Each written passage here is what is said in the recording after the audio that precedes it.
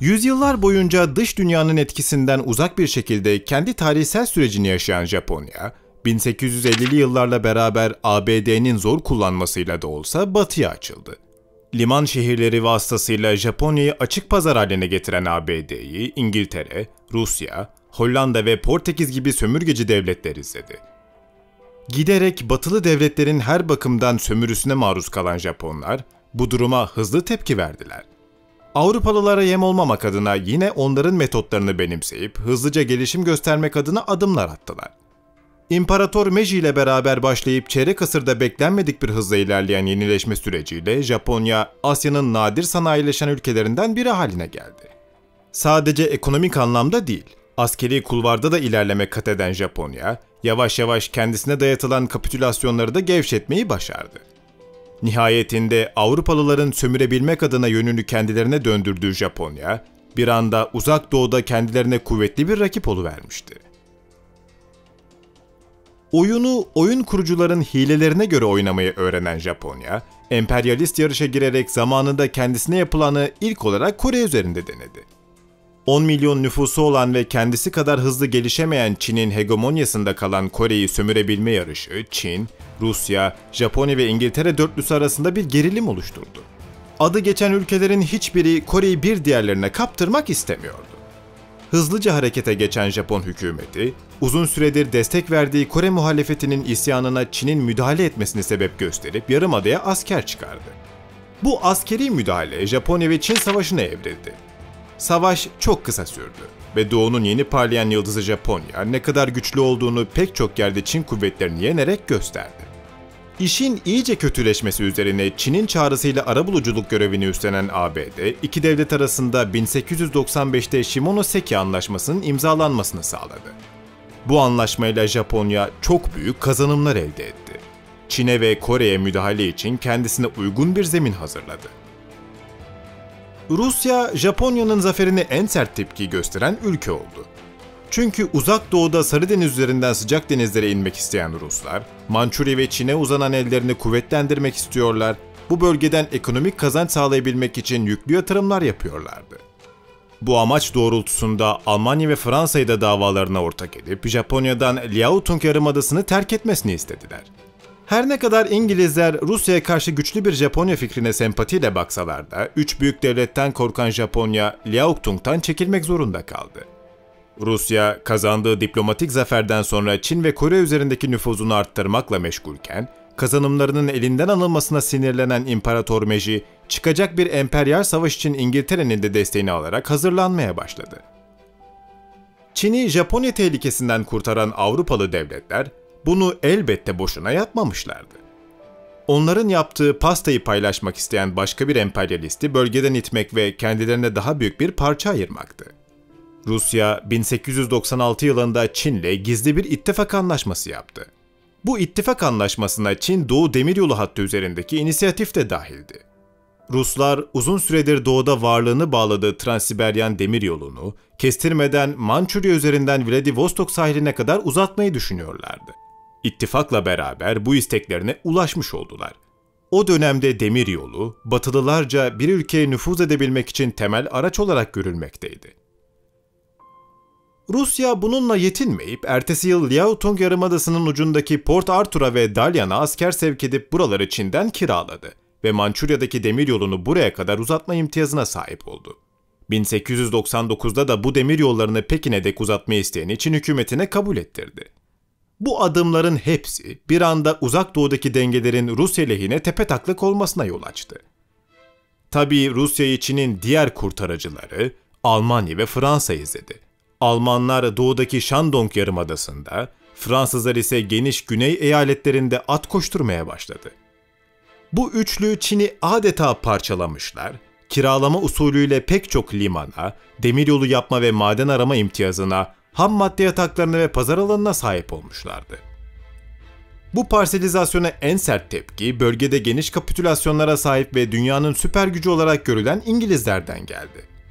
Londra hükümeti olaylara el atıp Pekin üzerinde baskı kurunca Rusya'ya karşı denge olması açısından Çin İmparatoru vücudundan koca bir parçayı da koparıp İngilizlere verdi. Bu gelişmeyle beraber Break-up of China gerçekleşmiş, ve ülke 4 nüfus alanına bölünmüş oldu. Bu bölüşme Çin toplumunun er ya da geç bir tepki vermesine neden oldu ve Mayıs 1900'de İmparatoriçe Cixinin ön ayak olduğu Boxer ayaklanması patlak verdi. İngiltere, Fransa, Rusya, Almanya, ABD ve Japonya kuvvetlerinden oluşan bir koalisyon birliği başkente girip isyanı bastırdı. Ortamın yatışmasından sonra büyük devletler bu ayaklanmanın bedelini Çin'e ağır bir şekilde ödettiler. Çin'i yüklü bir tazminata mahkum edip pek çok gelir kaynağına el koydular. Çin'e yapılan müdahalenin ardından koalisyon kuvvetleri geri çekilmesine rağmen Rusya Mançurya'daki askerlerini çekmedi ve yeni bir diplomatik krize yol açtı. Mançurya'nın işgali özellikle İngiltere ve Japonya tarafından hoş karşılanmamaktaydı. Rusya'ya karşı ortak çıkar paydasında buluşma gereksinimi duyan iki devlet, Ocak 1902'de bir anlaşma imzalayarak Rusya'ya karşı beraber hareket etme kararı aldılar. Böylelikle İngilizler, Uzak Doğu'da kullanabilecekleri bir maşa elde ederken, Japonlar da uzun süredir diş biledikleri Ruslara karşı sağlam bir arka bulmuş oldu. Kendisine açıktan gözdağı verilmesi üzerine Ruslar geri adım attı. Askerlerini Mançurya'dan kademeli olarak çekmeye başladı. İlk kademe tahliyeden sonra Rus çarı tahriklere kapılıp bir anda fikrini değiştirdi. Uzak Doğu'daki çıkarlarından vazgeçmeyecekti. Japonların gücünü ve silahlanmasını göz ardı ederek işi ufak bir savaşta çözebileceği düşüncesine kapıldı ve 1904 ilkbaharında hazır olması için donanmasına talimat verdi. Rusların sergilediği tavrı bir saldırı olacağına yoran Japonlar ise daha önce harekete geçerek 8 Şubat 1904'te Port Arthur'a saldırarak savaşı başlattılar. Savaş patlak verdiği sırada Rusya'nın Baykal Gölü'nün doğusunda bahsi geçen sahada 150 bin kadar askeri varken Japonlar ilk saldırı dalgasında 350 bin kadar asker kullanacaktı. Deniz güçlerine bakacak olursak Japonların 74 parçalık bir donanması varken Rusların 99 savaş gemisinden oluşan bir deniz gücü vardı. Rus-Japon savaşı 20. yüzyılın ilk büyük savaşlarından biri olarak fazlaca yenilik barındırmaktaydı. Özellikle arkadan doldurmalı top tüfek, telgraf iletişimi, demiryolu ağı, askeri mobilizasyon ve makineli silah kulvarındaki global yenilikler bu savaşta kendisini gösterecekti. Bu bakımdan Rus-Japon savaşı, donanım ve teknik taktik konusunda kısa süre sonra çıkacak 1. Dünya Savaşı hakkında ufak ön gösterimler sunacaktı. Muharebe alanına inmeden önce askerlerin standart silah donanımlarına da ufak bir göz atalım. Rus piyadeleri Mosin Nagant M1891 tüfekleriyle donatılmışlardı. İkinci döneme sahip birliklerde ise daha az olmak kaydıyla bir önceki dönemin standart piyade tüfeği Berdan 2 M1870'ler bulunmaktaydı. Süvariler bu tüfeklerin karabina versiyonlarını kullanırken, yine süvariler ve subaylar şaska denilen geleneksel kılıçlar da taşımaktaydı. Revolver Nagant M1895 model tabancalar ise subayların envanterlerinde yer almaktaydı. Japon piyadeleri 1895 model Arisaka Type 30'lara sahipti. Rezerv kuvvetler daha eski model Murata M1887'lerle donatılmıştı. 1893 model Revolver Type 26'lar subayların hizmetine sunulurken, Wakizashi katanalar da aynı şekilde subayların ve süvarilerin envanterlerinde yerlerini almaktaydı. Japonların amacı Sarıdeniz'deki Rus güçlerini temizleyip Kore'nin batısından askerlerini karaya çıkarmaktı. Bunun için de başta 14'ü Port Arthur'da olan toplam 24 gemilik Rus filosunu temizlemek gerekliydi. Japon donanma komutanı Amiral Togo, az önce de belirttiğimiz gibi 8 Şubat 1904'te Port Arthur'a bir baskınla savaşı başlattı. Amiral baskın neticesinde hiçbir gemiyi batıramasa da Rus filosunu uzun süre bloke etmeyi başardı. Aynı saatlerde 9 Japon gemisi, 2 Rus savaş gemisinin olduğu Şemolpo limanına saldırarak asker çıkartacakları bu noktayı temizledi. 12 Şubat'ta 1. Japon ordusunun ilk tümenleri Şemolpo'ya çıktı. İlerleyen günlerde Amiral Togo ve Amiral Makarov arasındaki Port Arthur önündeki deniz çarpışmaları giderek hızlandı. Kore'ye ayak basan Japonlar ise Mart ayında Rus savunmasının başladığı Yalu Nehri'ne doğru hareket ettiler ve 30 Nisan-1 Mayıs arasında Yalu Nehri muharebesi gerçekleşti. Bu muharebede Japonlar galip gelip nehri geçerken Ruslar geri çekilmek zorunda kaldı. Zaferi takiben 2. Japon ordusu Liaotung Yarımadası'nın doğusuna çıkarıldı. Hedef Port Arthur'u çevreleyip iç kesimle bağlantısını kesmekti. Amaç 25-26 Mayıs'taki Nanshan Muharebesi'yle hasıl oldu. Zayıf Rus savunmasına saldıran 2. Japon ordusu, Liaotung Yarımadası'nın boyun kısmında rakibi yenip Port Arthur ve Dalny anakaradan kopardı. Haziran başında Dalny düşürülerek Port Arthur izole edildi. İki tarafında bölgeye asker yığmaya devam ettiği sırada Japonlar, Güney Mançurya demiryolu üzerinden ilerleyerek Rusları alt etmeyi düşünüyorlardı. 14-15 Haziran'da 2. Japon ordusu 1. Sibirya Kolordusu'na saldırarak kuzey yönlü hareketi başlattı. Telissu Muharebesi'nde bir kez daha yenilen Ruslar, kuzeye çekilirken ay sonunda da stratejik önemi olan Motyan geçitlerinden vazgeçtiler. Ruslar Temmuz başında burayı geri almak için girişimlerde bulunsalar da hepsinde başarısız oldular. Ayın ortalarına doğru Japonlar kuzeyde yavaş ve sağlam adımlarla ilerlerken, güneyde ise 45.000 kişilik Port Arthur'u kuşatabilmek için gerekli adımları atmakla meşgul oldular. Ruslar ise limanda sıkışan filolarını tekrardan devreye sokmak için uğraşıyorlardı. Abluka'yı yarmak ve Vladivostok'a doğru yelken açmak istiyorlardı. Bu amaçla 23 gemiyi limandan çıkararak 60 parçalık Japon filosunun karşısına dikildiler. Yapılan Sarı Deniz Muharebesi'nde Japonlar Rus gemilerinin tamamını yok edemeseler de Rusların amaçlarına ulaşmasını engelleyerek gerisin geriye limana kaçmalarını sağladılar. Vladivostok'tan birleşme için yola çıkan ufak Rus filosunu da 14 Haziran'da denizin dibine yolladılar. Deryadaki galibiyetleri takiben Japon kuvvetleri, uzun süredir hazırlandıkları ve bu uğurda ağır zayiat verdikleri Port Arthur kuşatmasını 19 Ağustos'ta başlatarak rakipleri üzerinde büyük bir baskı kurdular. Karada General Oyama, 128.000 piyade, 33 süvari bölüğü ve 170 savaş topundan oluşan kuvvetiyle Liaoyang'a doğru ilerledi. Onları General Kropotkin'in 158.000 piyade, 148 süvari bölüğü ve 609 savaş topundan oluşan ordusu karşılayacaktı. Bir kıyıma dönüşen Liaoyang Muharebesi'nde sonuç iki tarafı da tatmin etmemesine rağmen Ruslar toparlanabilmek için kuzeye çekildi. Çok kısa sürede rezerv birlikler sayesinde toparlanan Ruslar 5 Ekim'de taarruza geçti ve Şaho Muharebesi başladı. General Oyama'nın saldırıya bir karşı saldırıyla cevap vermesi çatışmayı çıkmaza soktu. 17 Ekim'de biten muharebe sonrası Ruslar 11.000'i ölü 41.000 askerlerini savaş sahasının dışına alırken Japonlar 4.000'i ölü 20.000 kadar kayıp vermişlerdi. Ağır kayıplara rağmen bu savaşta bir önceki gibi stratejik olarak iki tarafa da tam olarak yaramadı. Ama her iki başkomutan da kendini galip ilan etmekten geri durmadı.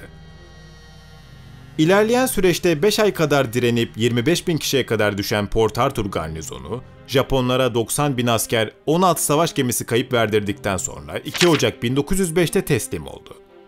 Liman garnizonunun düşmesi üzerine Japon 3. ordusu boşa çıktı ve kuzeye takviye olarak yollandı. Böylece kış ayı boyunca yeniden düzene giren Oyama'nın 1, 2, 3 ve 4. orduları, Kropotkin'in 1, 2 ve 3. Mançurya orduları ve Kazak kolordusuyla yüzleşmek için takviye edildi. Ocak sonuna doğru Rus saldırısıyla cereyan eden Sandepu Muharebesi de istenilen sonucu vermeyince halihazırda Rusya'da devam eden iç huzursuzluklar ve başkaldırılar bu yenilgiyle körüklendi. Moskova devrim isteğiyle inliyor, meşrutiyet taraftarları sokakları dolduruyordu. Bu çıkmaz içerisinde Rus çarı her şeye rağmen zafer kazanacağına emindi. Kropotkin'in orduları, bahar mevsiminde saldırı için hazırlanırken düşmanın emelini erken sezen Oyama, atağa kalkması gerektiğini anlayarak Mukden'in güneyinden saldırıya geçti. Kilidi çözecek olan Mukden Muharebesi'nde Japonlar 200.000 piyadeye, 8.000 süvariye, 924 topa ve 179 makineli tüfeğe sahipken Ruslar 280.000 piyadeye, 16.000 süvariye, 1439 topa ve 56 makinalı tüfeğe sahipti. Rus-Japon savaşının en belirgin ve büyük muharebesi olan Mukden'de Japonlar, Rus savunma hattını yaramasalar da düşmanlarına %33 oranda savaş zayiatı verdirip 10 Mart 1905'te onları yine kuzeye çekilmek zorunda bıraktılar. Bu kader belirleyici muharebe sonrası büyük devletler barış görüşmeleri için araya girse de Rus çarı yaptığı en büyük ve son hamlenin sonuçlarını görmek istiyordu. Ruslar aylar önce Ekim 1904'te Pasifik'te sıkışan filolarına yardım edip Japon donanmasını yok etmek ve bu yolla zafere ulaşmak için Amiral Zinovy Rojestvensky'nin başında bulunduğu Baltık filosunu yola çıkarmışlardı. Rusların yapmaya çalıştığı şey delice sayılabilecek bir girişimdi. Ama başarılı olunursa tarih bu eylemi altın harflerle yazacaktı. Ümitburnu ve Süveyş kanalı olmak üzere iki ayrı rotadan ilerleyen filo, birbirinden zor badireler atlatarak İngilizlerin diplomatik engellemelerine rağmen 7 ayda Kuzey Çin sularına ulaştı. Bu mucizevi yolculuğu yapan filoyu ve yorgun denizcilerini Amiral Togo ve donanması karşıladı. Tüm dünyanın merakla gözünü diktiği ve tarih kitaplarının Tsushima Muharebesi olarak yazdığı bu deniz harbinde galip gelen 20'den fazla gemiyi batırıp Baltık filosunu sulara gömen Amiral Togo ve Japon donanması oldu. Çar II. Nikolay'ın son umudu da böylece tükendi. Ard arda gelen yenilgiler, ihtilalcilerin faaliyetleri ve halkın savaşı olan tepkisi, Çar'ı bu ağır hezimeti kabullenmeye mecbur bıraktı. ABD Başkanı Theodore Roosevelt arabuluculuğunda masaya oturan taraflar, 5 Eylül 1905'te Portsmouth Anlaşması'nı imzaladılar. Bu anlaşmayla Japonya, Liaodong Yarımadası'nın, Güney Mançurya Demiryolu'nun ve Sahalin Adası'nın yarısının denetimini eline geçirirken, Rusya, Mançurya'nın kuzeyini nüfuzu altında tutmaya devam edecekti. Savaşın görünmeyen kazananı ise, Japonya aracılığıyla Rusya'yı bölgede durduran Britanya İmparatorluğu'ydu. Kanala abone olmayı, videoyu beğenmeyi ve paylaşmayı unutmayınız.